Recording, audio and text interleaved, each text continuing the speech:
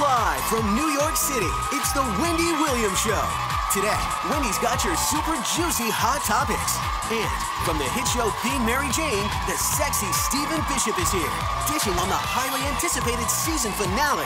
Plus, we're taking it to the streets to get your take on the hottest celebrity stories.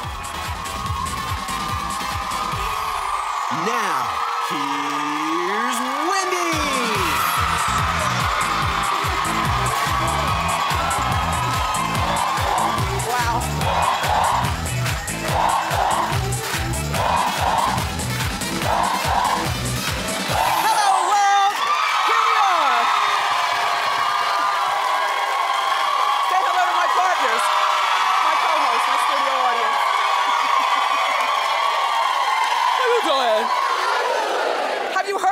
Do you need to ask? Let's get started. It's time for Hot Topics.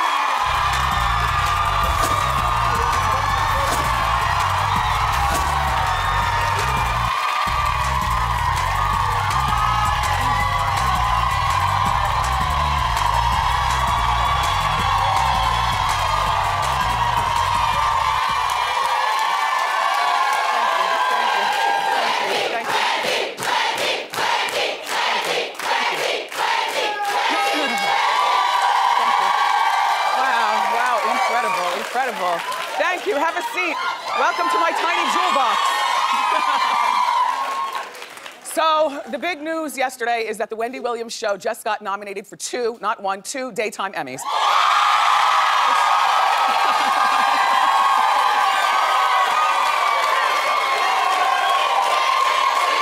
You know, it's crazy.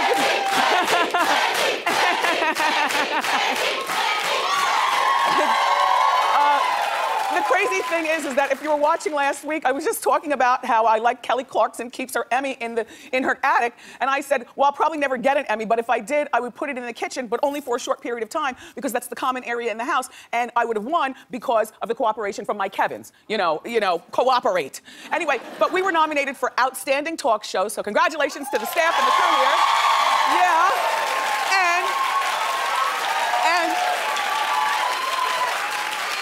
and I was nominated for Outstanding Talk Show Host. Yeah.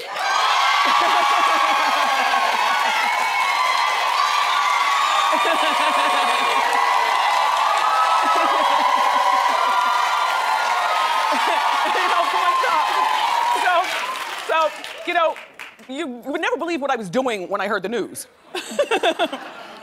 So it snowed yesterday in Jersey. Yeah, it snowed. And it was dark, and it was cold, and it was windy.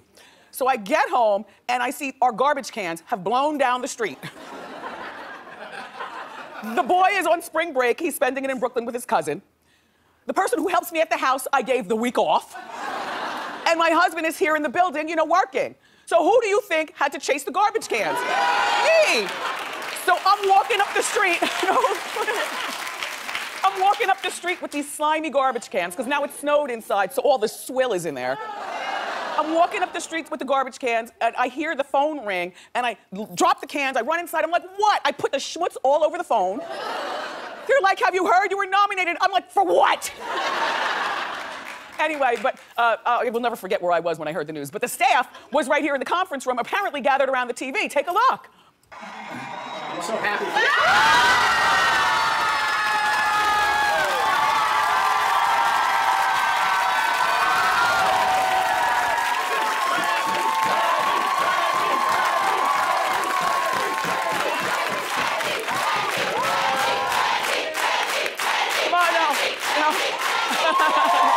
The Daytime Emmy Awards are Sunday, April 26th at 8 o'clock on Pop. Now, please, can we get to the Hot Topics, the thing that got us that nomination? This is such a stupid show. Let's talk about Chris Brown. Well, he's finally ready to settle down. In Vegas. A mini-residency. I think that this is terrific for him. It was Britney Spears who was the youngest. She's 33 with a residency. Normally, you think of a residency as for people who aren't as relevant as they were during their time of, making music, for the radio. But no, I like that he's 25, and he's so cute. Isn't he?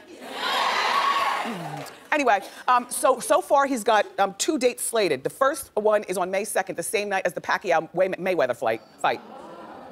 Which, please don't let anything go down at Chris's concert, because you know that's where everybody's going. I already Google mapped. It's only 7 minutes from the fight venue where he's going to be. But I like Chris being there. So far there are 2 dates, but there's more to come. I think that he'd be good for like a month. You know, not a long period of time, but like a month in Vegas. We would know where to find him. The cops would know where to find him. His daughter would know where to find him. And the word is that he wants the baby's mother to, move to Vegas with him while he's there so that he can see his daughter, which is great. The baby's mother, the problem is though, sometimes when you have a baby with a lot of times when you have a baby with somebody that you're not in love with, co-parenting has got to be, very difficult. Because that's like a oops baby. Oop. Oop. And after she took the EPT, I know she was like, jackpot. But, I'm glad for this. I wouldn't mind going out there and singing myself, not on the night of the fight, but, on an off night. I think that he's the first person, first of all, to be relevant and on the radio and still making hits to be in Vegas, and this might set a new precedence. He can do this. This is good. Congratulations, cutie.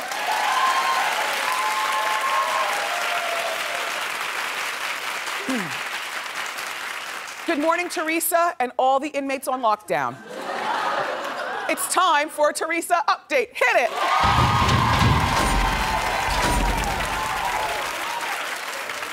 So, Us Weekly magazine has the first exclusive picture of Teresa in prison. This is her. If you're wondering why it's so beautiful in the background, they put up like a step and repeat. Like a background. That's why it looks like they're outside. Joe looks good. I like him with that full beard and stuff. The girls look happy. And Teresa doesn't look like she's gained a pound. Look, her waist goes in. You know what I mean? Well, they say prison food, I told you, the brat told me, prison food is fattening. And so, all starchy and everything. So there they are. On the other side of Teresa is the rest of the family, but I guess Us Weekly wanted to make room for all their other headlines, so they cut them off. But anyway, Joe is giving information about Teresa. He says that she emails the kids every day to keep them on schedule. I think that's sweet on one hand. On the other hand, Joe, this is the time that you were supposed to step up,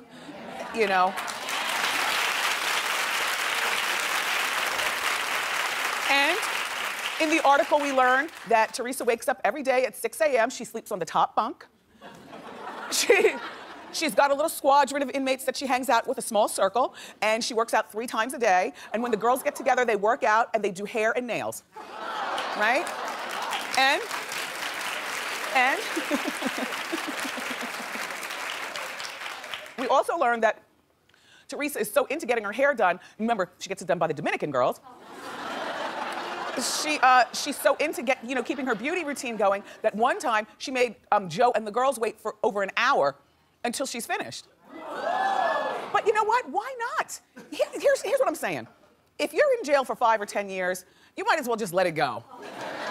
But if you're only in jail for 15 months, right? You've got to keep your waist tight, your nails done, your hair good, your makeup done, because you're going to have a life when you get out. In my opinion, it'll be a life without Joe, but we'll have to wait and see. But if I were in jail for 15 months, I'd keep it together also, right? It's important also to maintain your hold on your family. So even if Joe's not stepping up, oh well, I like the idea that she's, keeping in contact with her kids, because you never want to see you never want them to see you slipping. Has your kid ever seen you slipping and say, "What's the matter with you?" It's like the most insulting thing. Are you all right? Are you all right? Who pays the bills around here? Sit down. So, in conclusion, Teresa gets out in 309 days, and we'll be here waiting. And I'm sure she got a nice little paycheck for doing that cover. So see, she's making money even while she's in the clinic. Howard Stern, what are we gonna do? I know you and Robin have been teasing this kid for years. Hold on, this is the funniest story ever. Get out of the bathroom! That's for people who are at home who I need to come back. You know how? Look. You know how we watch TV? We turn it up loud and we're busy multitasking as long as we can hear. But everybody who's at home and everybody, come back here because this story has a visual that's gonna have you gagging. Okay, now look.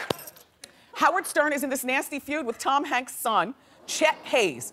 That's Chet, and he looks hazed. Actually, he just got out of rehab, so I guess he's not hazy anymore. Okay, so look. Howard and Robin have been teasing Chet for years because Chet has a black affectation. I can even say black. He's got a hood affectation to the way he speaks, even though he grew up in Beverly Hills and attended Northwestern University. And his mom, he comes from a fully functioning, very wealthy royal family. You know, Rita Wilson and Tom Hanks. All right, I am going to give you an example. Just watch this and you're gonna gag. Go ahead. Hey man, it's your boy White Chocolate, man. Peep this. I'm in the State Department, man. I feel like I'm in a secret Asian movie or something. Yo, hold up.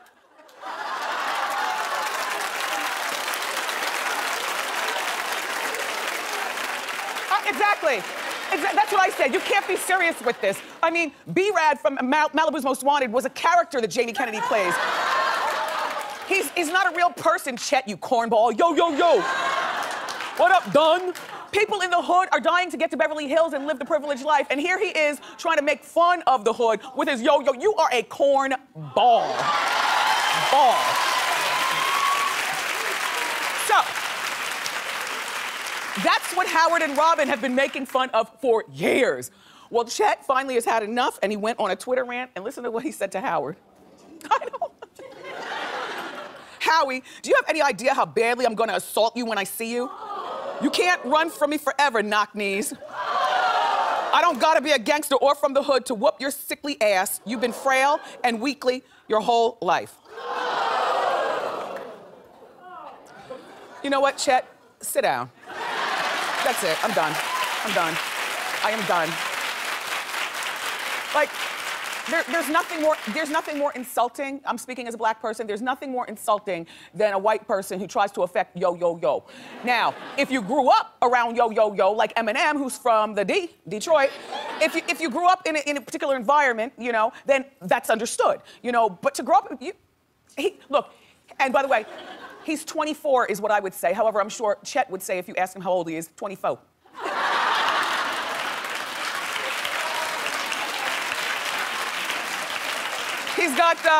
He's got a younger brother named Truman. No word as to whether he's black or not.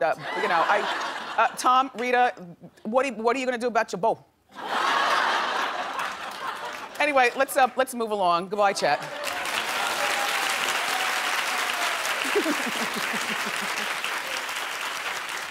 Laurence Fishburne's got this 80-year-old mother who is screaming mad. Now, Laurence is worth $20 million. He's been in some of our favorite, you know, shows and movies. You know, Blackish, which we're now back to watching now that Empire's not on. Right? I felt so bad because I liked the Blackish show, but I had to choose, and I don't have the DVR. I don't know how to work that mess. I watch TV when it comes on, and I chose. Anyway, but I'm back to watching Blackish. Are you? Yeah. Okay. So he's in Blackish, and then he plays one of my favorite movie gangsters, Bumpy Johnson. Right? And anyway, but his mom, Hattie, is 80 years old, and she's about to be evicted from her $1,500 a month apartment. Well, she's claiming that he won't give her any money, even though she raised him as a single parent once she divorced his dad here in New York City, and she was a school teacher. Not all. What'd you do, Hattie?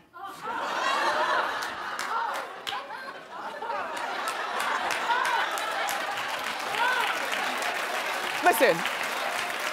Let's get into it. Just because you're a mom doesn't mean you deserve to be a mom. You know what I'm saying? And you know, growing up in an ideal situation, you know, the way I grew up in Ocean Township was like, you know, a Mayberry or something. Growing up in an ideal situation, I could never imagine turning on my mom or dad. I didn't know people like that either, but now I've been out here in these streets for a moment. Yo, yo, yo. No, but you know, now as a fully formed woman, I have met plenty of people whose parents don't deserve dust from them. You understand? And I'm gonna tell you something. I don't know Laurence Fishburne, and I don't know anybody that knows. Do you know Laurence Fishburne, Suzanne? No. Okay. Never met him. By the way, congratulations on your Emmy. Oh my God, thank you so much. Thank you for helping.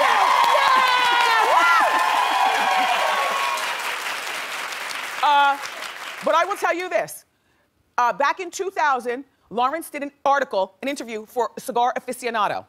And he talked very glowingly about his mom, Hattie. She's wonderful, she's kind, she's smart, she's sharp, she's everything. So something has had to have happened in the last 15 years that a man worth $20 million is not helping out his old 80-year-old mother for $1,500. And you know what I think that something is? Hattie, it's something with you. Kids don't turn on their parents like that. You know, you have to be the worst who ever did it. You know? Like, I couldn't imagine, Mommy, Daddy, don't worry. As long as you don't turn on me, we're straight. We are straight. But my parents don't ask me for anything. You know, they never ask for anything, you know, which makes me want to give more. When you don't ask, you know, you get more. This Hattie, when Laurence made it big, she says that he promised to buy her a house, get her a golden retriever, and a calico cat. And now she says she doesn't have money for her rent, she doesn't have money for food or for theater tickets. I don't know her priorities. I don't know her priorities. I don't know. Laurence, just handle this so we don't have to talk about it in Hot Topics, because this is a, you know, just shut Hattie down, please, please.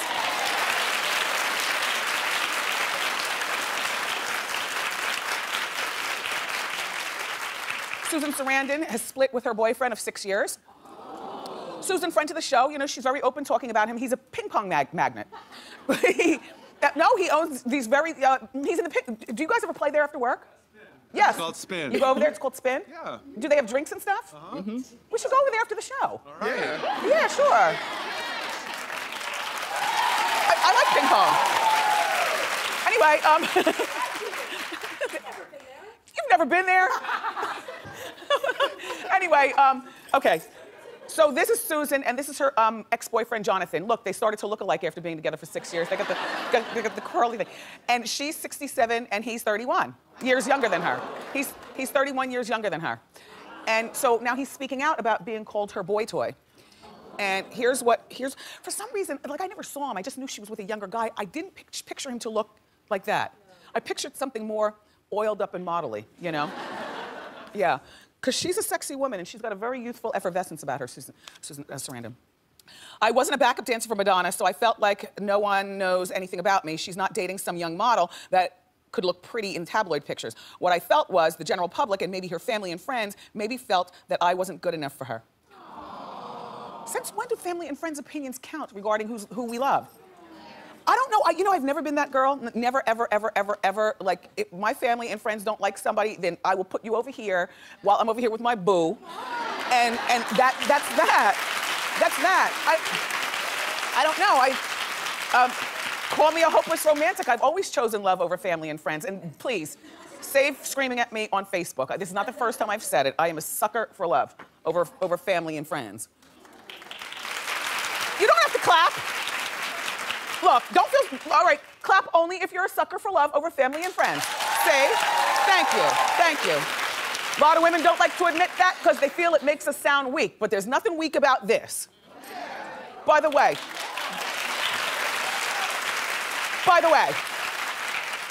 even though it snowed yesterday, spring is here. and we can put away our drab clothes and turn it out with some color. Look at my co-hosts. You all look fabulous today. Do you like my safari outfit? Well, it's from Burlington. And so is my funky cuff. And so are my earrings. Burlington has everything, don't you know? Everything that you need for spring, from prints and bold patterns. And the best part is that you save up to 65% off of department store prices. I got this look for under $50. Thanks, Burlington.